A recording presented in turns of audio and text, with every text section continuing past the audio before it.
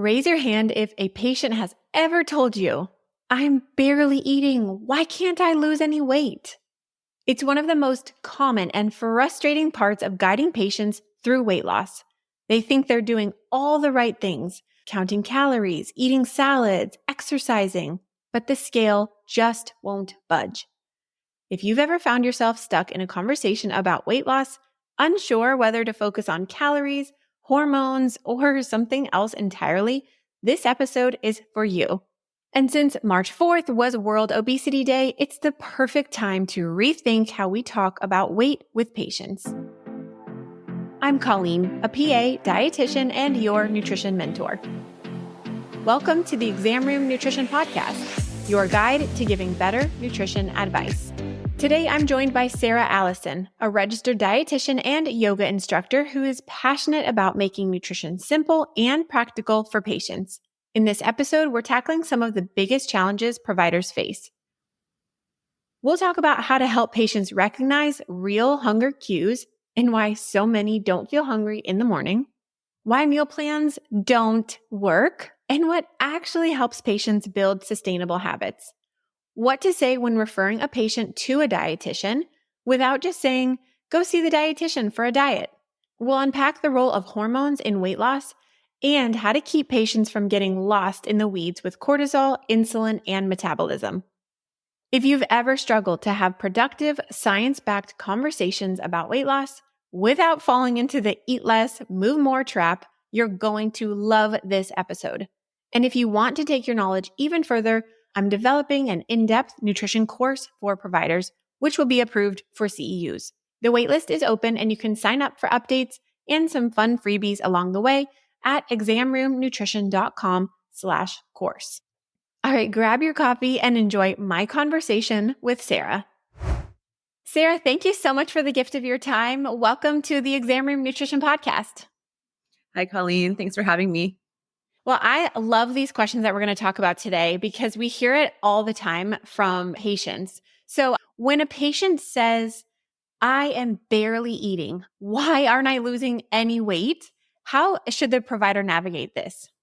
It's such a common question because a lot of people think that the solution to weight loss is just eating less, right? So I can definitely understand where they're coming from. I think addressing starts with understanding, hearing what they've done before, right? So, are you just starting your weight loss journey? How many times have you tried to lose weight in the past? I think that's really an important question to ask because you'll learn a lot if someone says that, "Oh yeah, I've done it all. Like I've done keto, I've done intermittent fasting, whatever it is," right? Depending on how many times they've tried in the past to lose weight, I think can help you answer or guide them in the right direction. That being said, if they had tried a lot of things in the past, maybe taking the approach of maybe I don't need to eat less. Maybe it's that I need to start looking at my exercise, my sleep, my hydration. Let's take the load off of eating less and looking at the other important pillars to weight loss. Yeah, I agree. And so I love that you brought that up, that sometimes it is okay to just let's move over and talk about your sleep or your stress levels. But I'm curious, what is going on within this patient? What are some of those most common reasons that you've seen why someone might not be losing weight, even if they really are eating very little? I think that people aren't either exercising enough or to the intensity that they think that they truly are. So to lose weight, we really do have to work in that exercise talk. And also, I think looking at the quality of the food that they are eating. So eating less means different things to different people. So I think digging in on that too, like what does eating less really look like? Are you eating one meal a day, but it's high calorie, or you think eating one meal a day to get all of your calories is okay? How much energy do you think you're actually consuming? So I think those are two really important questions to dig in on when someone says that they're eating less, but they're not losing weight. Oh, I want to linger here a little bit because I think that's a really important point that when I hear someone say, "Oh, I'm barely eating anything and I can't lose any weight," and maybe you've been following them and so you can see that really they haven't lost weight or maybe they've gained weight, but they're saying, "I'm barely eating anything." I think that requires you to dig in a little bit deeper and really find out, number one, if that's true, and really got to find out, like, why are we barely eating anything? But what I've often found, I'm curious if you've seen this too, is we forget about those little extras, right? Those little things that you grab and go, or that glass of wine at the end of the day, the few pieces of goldfish from your kid's snack, the peanut butter and jelly crust from their lunchbox. Those little things people often don't report, and those calories are what can add up. I'm curious your thoughts on that. I agree. I think the little things, the snacks here and there are important, but also the lack of. So most of the time people are like, yeah, I'm eating like a granola bar as I'm driving to work. And then for lunch, I'm doing like a green salad. And they think that they're doing all the right things, right? Because they're choosing whole grains and they're eating greens. And at dinner, everyone will say, oh, I usually do a good job at a veg and a protein. That combination is I hear all the time. And so when in reality, we're not consuming enough complex carbohydrate in the day if we like dig in, and we're not consuming enough protein in your other meals. So yeah, to that point, I think looking at the little things that are underreported or not reported are important. Yeah, and I think there's been a few recent articles that have come out that have really looked into people's underreporting, and it's pretty drastic how we're pretty bad at actually like telling people how much we're eating, what we're eating. And sometimes it's and by accident, we just do forget, or we might feel like judged. So underreporting is a big deal, but it will really help you understand if the patient is truly, quote, barely eating anything, or if there are just really some simple things that you just need to bring to their awareness. So I want to ask you if you can just help us understand so we can maybe better explain it to our patients, like what is happening to the body, like at the biologic level, when someone is truly eating too little for an extended period of time, if they're not meeting their baseline calories. When we talk about weight loss, right, it's important to recognize that most people, when they say I want to lose weight, what they're not thinking about is the recomposition, right? Like what weight is comprised of and how do we build muscle and lose fat? That is really the key thing there. So I think having that dialogue too is important to have with patients. Like, okay, well, let's talk about what weight is. So we might cut calories, we lose mass, right? Whatever that mass is, your metabolic rate slows down. Okay. Over time, as the metabolic rate slows down, it's adaptive. Your body is going to always want to achieve balance over time. So less resting energy expenditure, less calories burned at rest, and more conservation of that energy. So your body is basically holding on, making that weight loss more difficult the more that this happens. So the first time that someone tries to lose weight and they're like, I'm just going to eat less, they might see success, right? They might say, oh yeah, the first time I did this, I lost 10 pounds. It was not a problem. But each repeated time, that metabolic rate getting slower and slower is going to impede that weight loss in the future. So maybe the next time around, it's only a 5-pound loss. Maybe the next time around, it's a 3-pound loss. And then maybe the next time around, there's like barely a budge, right? So I think we have to look at what is being lost, right? We know that if we have more muscle on the body, that you're going to have a higher metabolic rate. So I think that's important to recognize. So again, going back into that training, how is the patient exercising? What are they doing for exercise? And then having that conversation about body composition. So are we losing mass? What mass are we losing? Is it muscle mass are we losing as you're losing weight? So I think what's actually happening has a lot to do with that metabolic rate change. Now, we've talked a little bit about sleep and stress and how it affects our weight and our appetite, but also I'm curious about hormonal factors and its impact on patients, especially when they, again, say that they're eating very little. I wonder if there's anything else going on. So the way that your hunger and fullness cues, your ghrelin and your leptin are being communicated, your insulin sensitivity, all of those are really important in appetite regulation. So if we are, let's say, skipping meals, not exercising, not sleeping well, we have a cluster of all of these potential abnormalities that are happening with these really important hormones that regulate our appetite. And any one of them can be thrown off. So I think cortisol has gotten thrown into the mix more recently. And a lot of people are like, oh yeah, like worry about my stress, my cortisol, blah, blah, blah. But I'm very hesitant when it comes to, yeah, let's test cortisol and let's start taking adrenal adaptogens and things like that. Because why do we think our cortisol is high? Is it because we're stressed because we're not sleeping enough? So we're not getting enough recovery? So why don't we work on sleep? Is it because we are going through a lot at work and maybe we just need to work on time management and maybe like fueling around work? You know what I'm saying? So I think we can get in the weeds with our hormones, and people already are. But it is important to recognize the importance that the hormones play. More commonly, I would say the hunger and the fullness cues. So talking a little bit with the patient about that. And then the insulin and the blood sugar management. So I think looking into those specific ones is helpful. Yeah, I really like how you approach that. And I'm really glad that you went there with cortisol. So patients come in all the time and ask the provider, like, hey, I want to balance my hormones, because they've probably seen some guru on social media that says, hey, work with me, I can balance your hormones. And it's like a $5,000 program. So I would love to hear, what would be your response, or an appropriate response, if a patient did come in and say, my hormones are out of whack, like I want to balance them? My first question back is, have you had hormone testing? And then the next question is are you on, if it's a female, are you taking hormone replacement therapy or are you on birth control? It's not going to give you an accurate representation about what's going on with your hormones because you're taking synthetic hormone, right?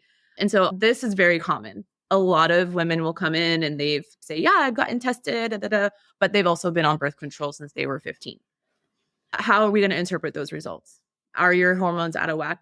Well, if you truly feel this way, we have to get an accurate picture of the blood work, right? Now that has a whole conversation with being on and off birth control that, is a whole different dialogue. So after that, essentially, well, why do you feel like they're out of whack? What are the symptoms that you're feeling? Oftentimes they'll go in and they'll say, oh, well, my thyroid, blah, blah, blah. Oh, okay. So we're not talking about sex hormones. We're talking about your thyroid now. So like getting a feel for which hormone the patient thinks they're struggling with specifically, and then taking it from there. If it's thyroid, there's a lot of nutrition approaches that are really helpful. But again, okay, if you think it's your thyroid, did we have testing done? Is it just TSH that was looked at? Are you on any medication? So yeah, the testing is often myth. Yeah. And at no fault of the patient, right? They just probably see something on social media. They're like, oh my gosh, those are my symptoms. So my hormones are probably off too.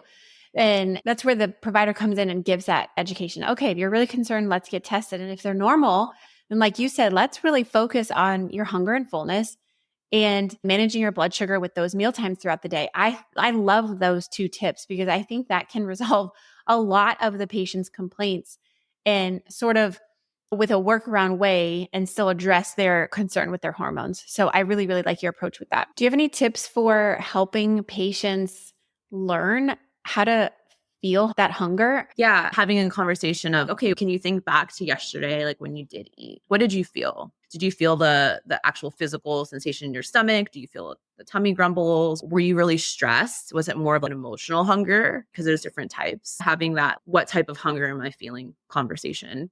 And then I think the second piece that's helpful is looking at meal timing. So let's say the patient is wanting to steer away from catered meals at lunch, right? And they're like, well, you know what? I actually have prep time before my meeting from 11 to 11:30.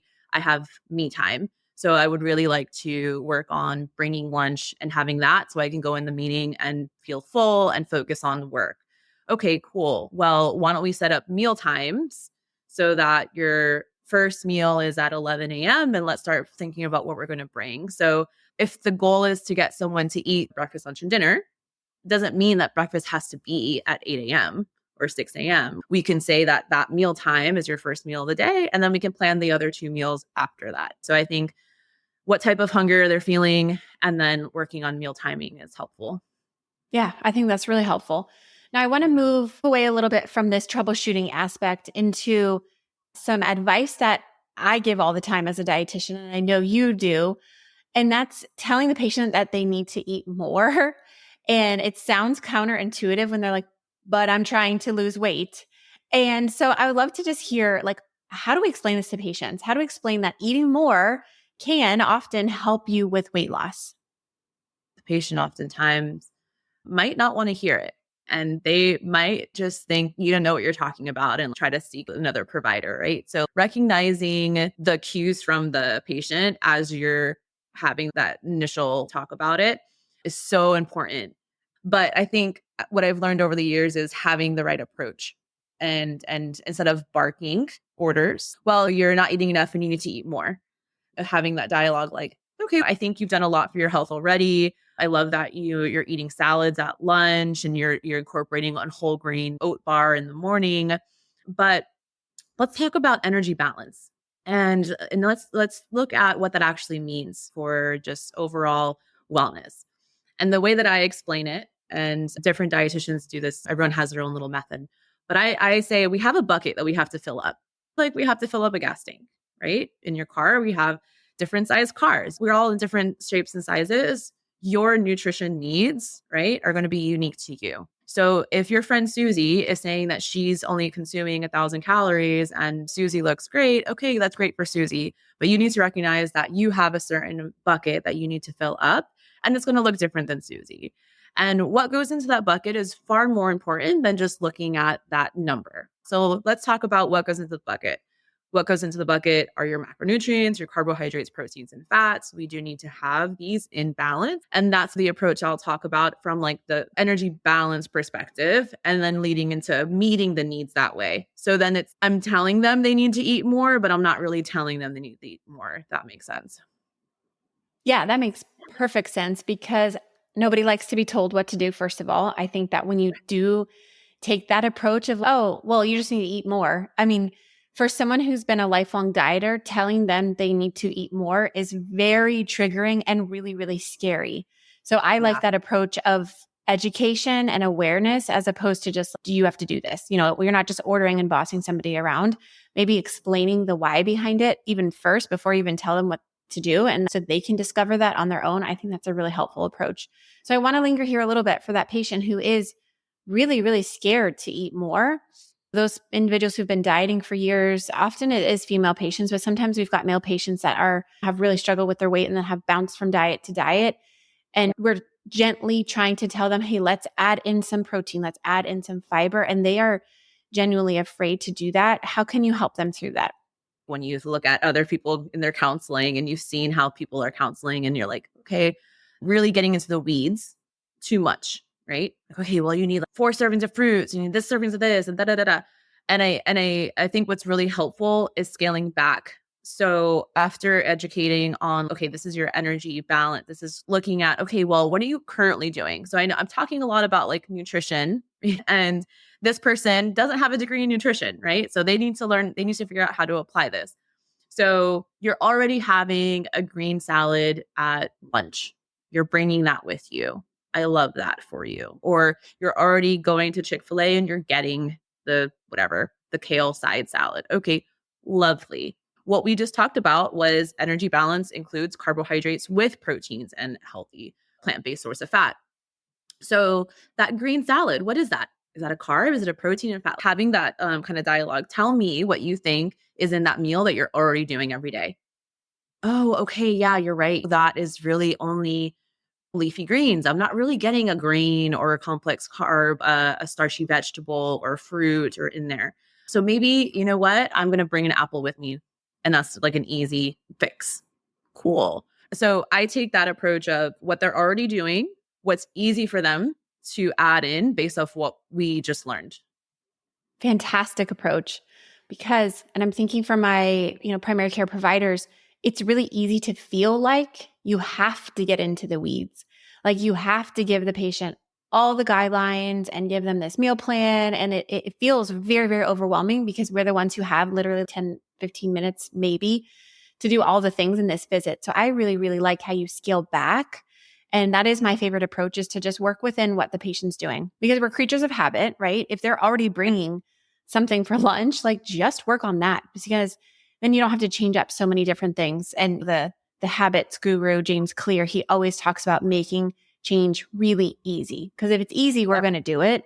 And so I love that approach where you have that dialogue back and forth of like, okay, you're bringing a salad. I love that.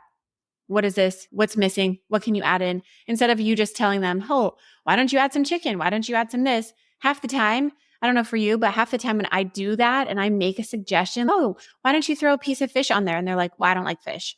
So I'm like, oh, that was just an example. But it's so common. So instead of wasting your time, your breath, your energy, just mirroring that back to the patient is like, okay, what do you think is missing? And they can give that suggestion, because then they can own it. So I really like how you approach that.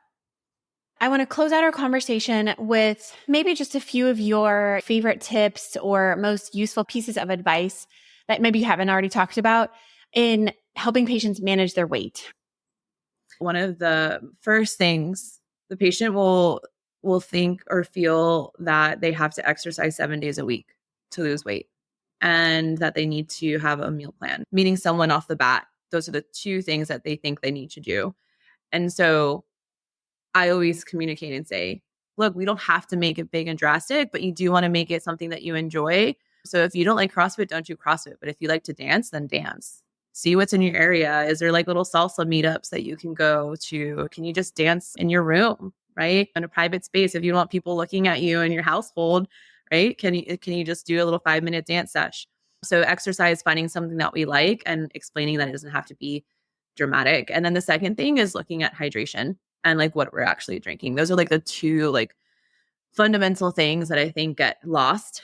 So what are we drinking, right? Are we drinking mostly Diet Cokes or teas throughout the day? Coffee is really common. Like I'm only drinking coffee. Okay, well, how can we optimize hydration? Like agua frescas are something that I love to recommend because you're blending watermelon, you're blending basil, you're getting like great herbs and botanicals with your fruit. So I think that's another really good thing to consider when it comes to making changes in weight loss. I am so glad you went there. I love the exercise piece because you're right. Like everyone is, I'm going to work out for 2 hours every day. And by like day 2, they're like, this is impossible. So we set these very high standards that's so impossible to reach. But hydration is like my favorite thing to talk about because people don't realize how many calories are in the things that they drink. And I think I was in either PA school or college for nutrition. And I had a whole slide that was like, your coffee in the morning had 600 calories. And then your lemonade mid-afternoon had, like, I don't know, 250 calories. And then you had a Coke with lunch. And then you probably had some pre-workout or a post-workout thing that actually had carbs and sugar in it, which is fine for my sports people, but adds calories. And then you're having 2 glasses of wine with dinner. And I think the total was like 1,500 calories from liquids alone. And so that kind of brings us back to the beginning of like people say, I'm barely eating anything. Maybe, but maybe they're also then getting 1,500 calories from sugar sweetened beverages. So I love that you reminded us to ask about what they're drinking. Thank you for going there. Yeah. And I know I mentioned meal plan earlier. I just wanted to touch on that meal plan piece. When it comes to making habits like small and sustainable, right? Meal plans really aren't it. Let's just shout it from the top of a mountain. Like I can tell you what to eat until I'm blue in the face, but the chances that you're actually going to do those things are slim because it's not coming from you. It's not your choice. Maybe you don't want to eat a chicken Caesar wrap for lunch twice a week, but I'm giving you a chicken Caesar salad wrap for lunch. So I always say, take the approach of education. Let's learn what goes into the meal so that you have that autonomy and that confidence to meal prep or create your own meal plan in the future.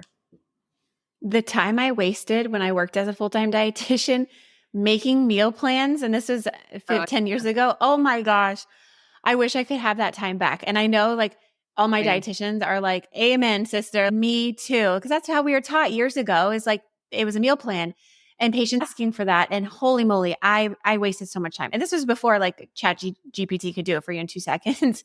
So I love that final piece of advice. I agree with you. Meal plans are useless and no one follows them. Even if they come in and say, I want a meal plan, maybe 1% will follow it. Maybe those people who just love strict rules, but it's very few and far between. So excellent final point there.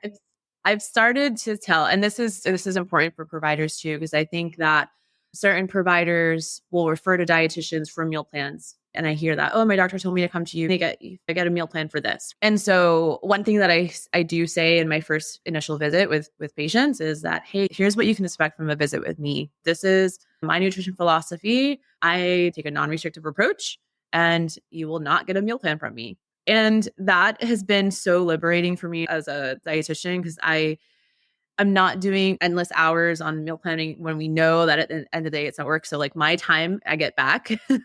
But then also it helps with getting the clients that actually want to learn and that actually are in line with your philosophy and your practice. So it's been really helpful. So I encourage dietitians to communicate your nutrition philosophy. Yeah. And maybe there's some dietitians who do a form of a meal plan, especially if they're on a certain diet, like a ketogenic diet or especially for medical nutrition therapy. I think there is maybe a time and place, but maybe broadly meal plan is an inappropriate word for Yeah. that, especially when we're talking about dieting and weight loss, right? So I don't want it to get lost in translation that there may be a time and place, maybe even at the start for education purposes, but I'm on the same team with you regarding the meal plans. But as you're talking, I'm thinking, I'm sure I have listeners that are like, okay, well, I'm guilty. Like I've said, hey, like I'm going to refer you to a dietitian for a meal plan because it's quick and Yeah. easy and because we don't know what else to say. So what would you say to my clinicians listening who are like, okay, well, what am I supposed to say if I can't say the dietitian's going to give you a meal plan? Ooh, that's a really good question. Ooh, there's a lot of ways you can go with this. If they come back and like their cholesterol is elevated, let's talk about getting more fiber in for you and talk about the types of protein that you're eating. I think you would really benefit from a dietitian to learn more. So maybe having those keywords like learning and nutrition, like improving your nutrition, your eating pattern versus like diet. If Mm-hmm. we can try to have that conversation without saying diet, I think because the patient's going to leave the office and think, oh, great, I have to be on a diet. Yep.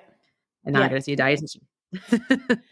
I like that approach too, because it might be you're referring a patient to a dietitian for different reasons, right? So just like you said, if it is for high cholesterol, likely they're also overweight, not always, but often. And so you could really focus in on there like, hey, what can help a lot with your cholesterol levels is having a deeper conversation with a dietitian about fiber. And then passing the baton and literally just let the dietitian handle that. I think if it is For for someone sure. who is wanting weight loss, it is just a simple thing of, hey, a dietitian has a lot more time and education than I do about nutrition. Here's a referral for them and they can really help you get on the right path. Would There you you think that go. would be like a better like phrase than saying, here's a referral to a dietitian for meal plans? Love that. Okay. They have more time. That is their wheelhouse. And that's the other thing too that you mentioned, like weight loss, right? So a lot of times, oh, my doctor told me that I need to lose weight. That's why I'm here. But then you get their labs and oof, okay, like triglycerides are high, insulin is high. Well, let's look at this aspect. And like that weight loss is really almost like a side effect. It's like a side effect of improving your eating pattern. Like focus on fiber, improving your cholesterol, and chances are the weight's gonna do its thing. I love that because I talk about non-scale victories all the time and how if we should just literally stop even focusing on weight. So I actually like how you frame that. If we focus on fiber, protein, hydration, sleep, stress, weight loss is a side effect because often we think of side effects as like negative, but this is like a positive side effect. So that's a fun way to reframe that. Oh, Sarah, this has been really fun. So if my listeners want to learn more about you and hang out with you on social media, where can they find you? Yeah, so it's been a pleasure. Thank you again. And my social media is Instagram exclusively, Sarah Allison with 2 L's. So ALLISON underscore RDN, Sarah Allison RDN on Instagram. And through my bio, you have all the avenues to contact me. If you're in the Houston area, I'm a yoga teacher as well. So I'd love to have you check out one of my classes. I do monthly events. And if you're interested in booking a session with me, that's all on my Instagram bio tab as well. Awesome. Oh, so fun. Okay, I'm coming to Houston. We're going to do a class together. Thank you so much for your time, Sarah. Hope you have a great day. Thank you. You too. All right, now it's time for my nutrition notes.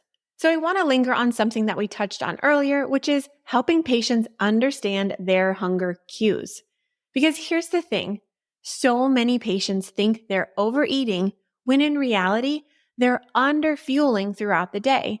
And by nighttime, their body is in full on survival mode, craving high fat, high calorie foods, not because they lack willpower, but because they're actually hungry. And this is where we can really help by teaching them how to tell the difference between a craving and a real hunger. So a craving is usually sudden, short-lived, triggered by a situation or emotion. It's followed by guilt, and only certain foods will satisfy. Now, real hunger will build gradually. It doesn't go away, and it's the way of the body saying it needs fuel. This will lead to true satisfaction after eating, and any balanced meal will do the trick. So here's a super simple exercise you can share with your patients. Have them pause before grabbing a snack and ask themselves, how do I feel? Am I bored? Am I stressed? Am I tired? Or maybe I'm actually hungry. Once they determine how they feel, then ask, what do I need? maybe it really is a snack. Or maybe they just need to step outside for fresh air. Maybe they need to call a friend.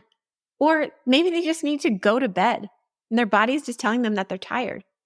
This is so important to stress because we can't use a food solution for an emotional problem. And this is exactly why rigid food rules and meal plans don't work, because they assume overeating is just about self-control. But let's be real. Eating is human nature. Wanting comfort food is normal. The real issue isn't the food itself. It's the emotion that's driving the behavior. That's why I love the simple mindset shift. Feel and find. Feel the emotion and find a solution that actually addresses it. So if you want to dig deeper into this, I cover it in episode 33 titled End Emotional Eating. In that episode, I'll walk through even more strategies and exercises you can use with your patients. I'll link to it in the show notes, so definitely check that out next. And if you enjoyed this episode, it would mean so much if you took 10 seconds to leave a review in your podcast app. Your support helps more clinicians find this podcast so we can keep making our patients healthier, one exam room at a time. All right, that's it for today. Thanks for listening, and I'll see you next time.